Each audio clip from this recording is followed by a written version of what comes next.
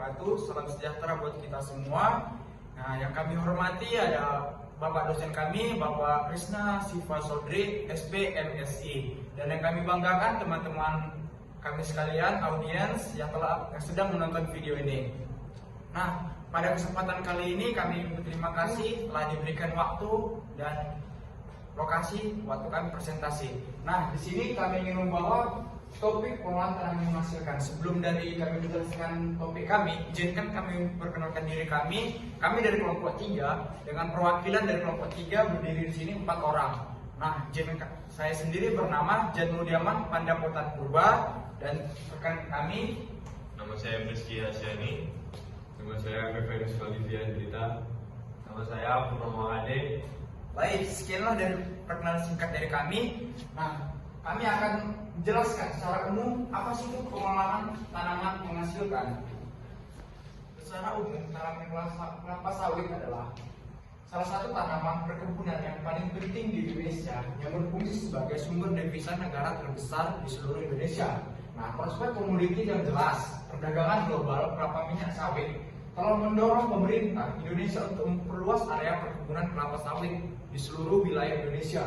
Nah, banyak hal termasuk pemeliharaan tanaman menghasilkan, pemupukan, pengendalian hama penyakit, pengendalian gulma, dan proses pemanenan. Salah satu pengolahan tanaman kelapa sawit yang penting untuk dilestarikan. Nah, dari pengolahan tanaman menghasilkan terdapat 5 proses atau cara pelestarian tanaman kelapa sawit agar tumbuh maksimal dan optimal. Yang pertama adalah proses pengolahan tanaman menghasilkan. Yang kedua ada pemupukan. Yang ketiga ada pengendalian hama dan penyakit. Yang keempat pengendalian gulma, dan yang kelima ada pengendalian panen. Dari setiap step ini kami akan menjelaskan satu persatu. Baik, di sini saya akan menjelaskan tentang proses pengolahan dan pemeliharaan TM serta pemupukan. TM, tanaman menghasilkan kelapa sawit, adalah fase ketika tanaman sudah mulai berproduksi setelah berumur 3 sampai 4 tahun. Ditandai dengan tanaman sudah menghasilkan buah untuk siap dipanen. Pada fase ini, pemeliharaan berfokus untuk meningkatkan dan mempertahankan produksivitas TBS, tandan buah segar. Pemeliharaan mencakup pemupukan, pengendalian hama dan penyakit, pengendalian gulma, pruning, dan panen. Pemeliharaan yang pertama adalah pemupukan. Pemupukan adalah salah satu kegiatan penting untuk menjaga produktivitas tanaman kelapa sawit. Pemupukan bertujuan untuk memenuhi kebutuhan unsur hara tanaman kelapa sawit agar bisa berproduksi secara optimal. Untuk langkah-langkah pemupukan yang pertama adalah persiapan piringan. Jadi, di sekitaran tanaman dibersihkan gulma maupun pelepah-pelepah kering agar ketika dilakukan pemupukan pupuk langsung turun ke tanah. Yang kedua, persiapan alat dan pupuk. Siapkan rekomendasi pupuk dan kebutuhan pupuk yang dibutuhkan untuk memupuk seluruh tanaman. Dan siapkan alat-alat berisi seperti mangkok, cangkul, dan sabit. Yang ketiga adalah peletakan pupuk. Letakkan pupuk dengan jarak 1,5 sampai 2 meter di sekitaran tanaman. Yang keempat adalah cara menabur. Tabur secara merata pupuk di sekitaran piringan yang sudah dibuat. Yang kelima adalah pengaturan dosis.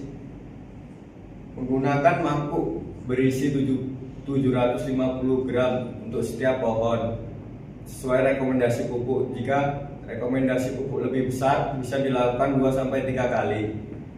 Yang keenam, waktu pelaksanaan. Biasanya pemupukan dilakukan pada pagi hari pada awal musim hujan, dan pemupukan juga biasanya dilakukan 2 kali atau 3 kali setahun. Yang ketujuh, pengawasan dan pencatatan. Mandor mengawasi kebutuhan pupuk pada setiap pohon dan tanaman serta kebersihan piringan di sekitar tanaman kelapa sawit, dan mandor juga mencatat semua kebutuhan dosis ataupun pupuk tanaman yang diperlukan. Baik, teman-teman, di sini saya akan menjelaskan sedikit tentang pengendalian hama dan penyakit pada tanaman kelapa sawit. Nah, pengendalian hama pada tanaman kelapa sawit itu bisa dilakukan secara mekanis dan kimiawi, tergantung intensitas serangan pada tanaman. Nah, pada tanaman pengendalian hama ini ada dua hama yang menyerang. Yang pertama itu ulat kantung. Nah, pengendalian hama ulat kantung ini secara mekanis mencakup pembunuhan hama ulat kantung atau dari daun tanaman yang terserang. Nah, yang kedua itu kumbang tanduk. Nah, kumbang tanduk ini cara pengendalian hama kumbang tanduk secara mekanis dengan memasang jaring plastik pada pangkal batang tanaman yang.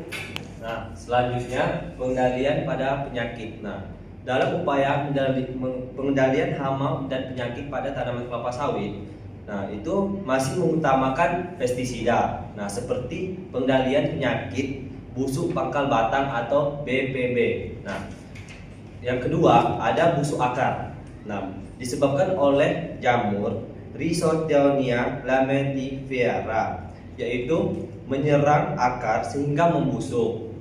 Ada juga mengakibatkan pertumbuhan tidak normal dan daun menjadi kering. Nah, terus selanjutnya penyakit di atas dapat dilakukan dengan beberapa tahap yang terdiri dari yang pertama itu ada pembumbunan, terus yang kedua ada pemberian belerang, yang ketiga ada mengumpulkan dan membakar tanda buah, terus yang terakhir itu ada penanaman tanaman baru. Nah, baik, saya sudah menjelaskan sedikit tentang pengendalian hama dan penyakit. Nah, seterusnya akan dilanjutkan oleh rekan saya.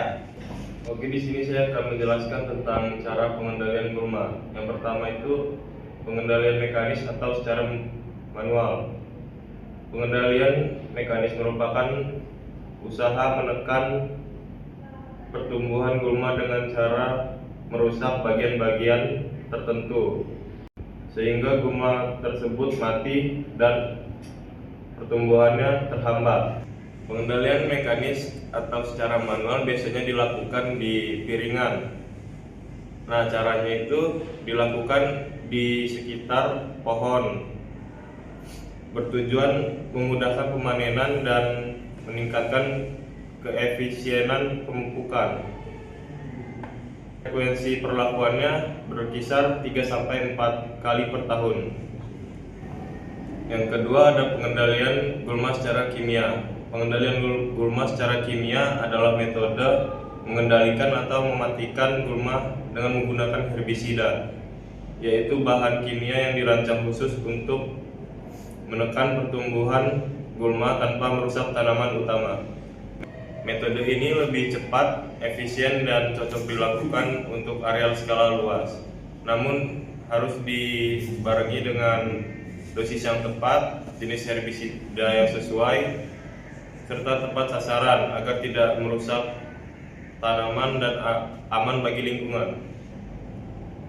Pengendalian kimiawi ini biasanya dilakukan di TPH, piringan, dan gawang sempit atau blok yang gulmanya agresif.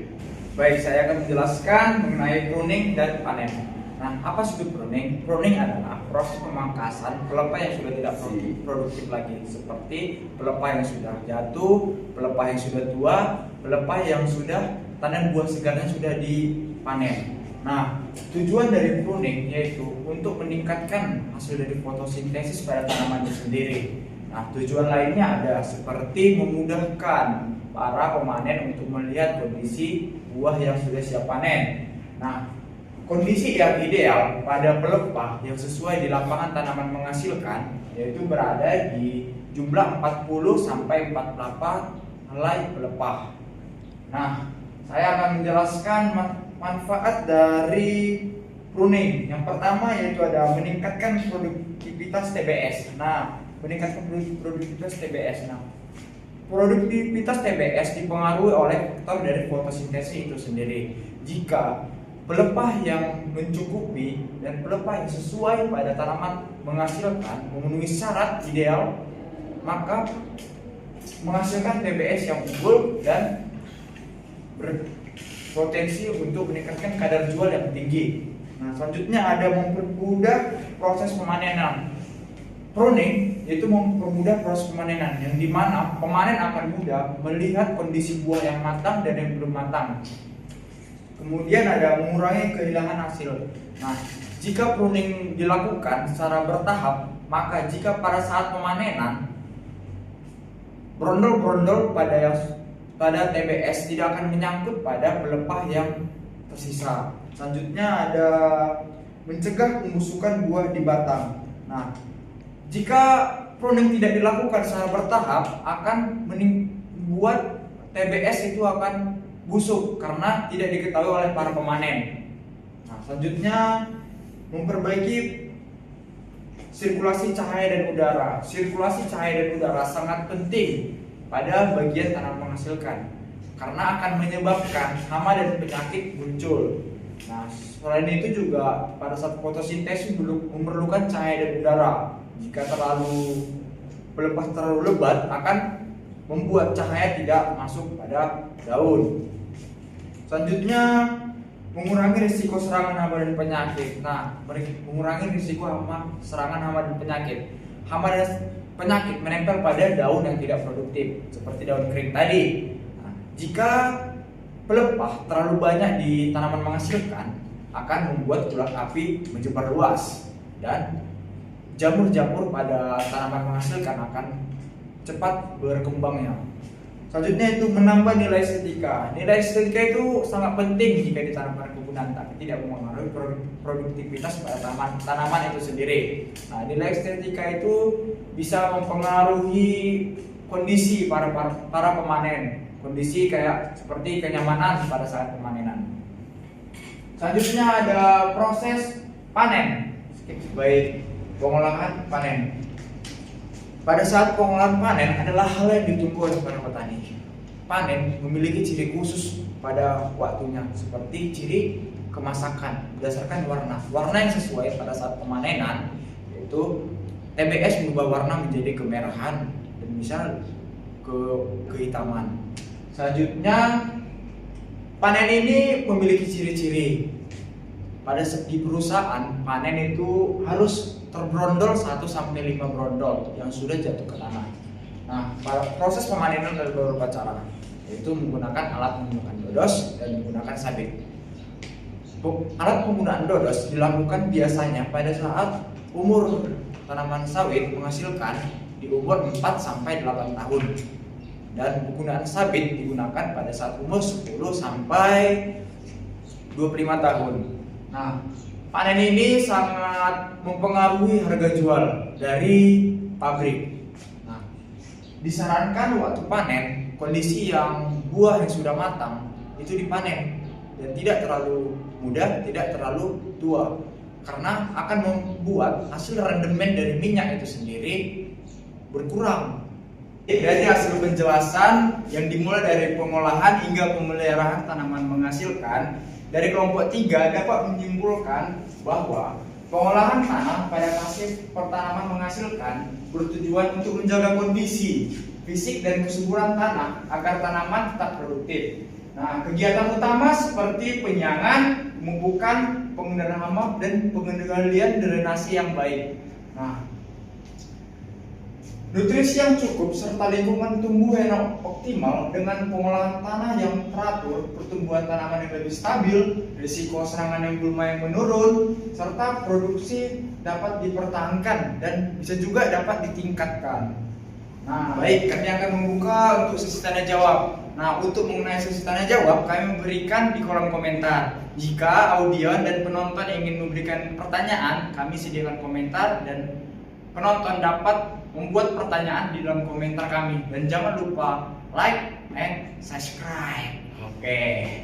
Oke, sekian dari hasil presentasi dari kelompok 3. Kami ucapkan wassalamualaikum warahmatullahi wabarakatuh.